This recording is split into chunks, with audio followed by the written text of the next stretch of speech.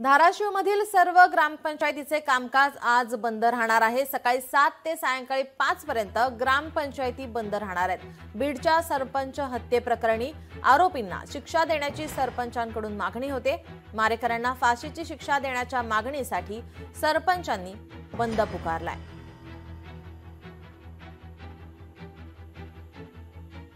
सरपंचाची हत्या जर होत असेल तर मला वाटतं जनतेला न्याय कसा मिळणार, कारण गावगाडा चालवत असताना सरपंच हा त्या गावचा प्रमुख असतो।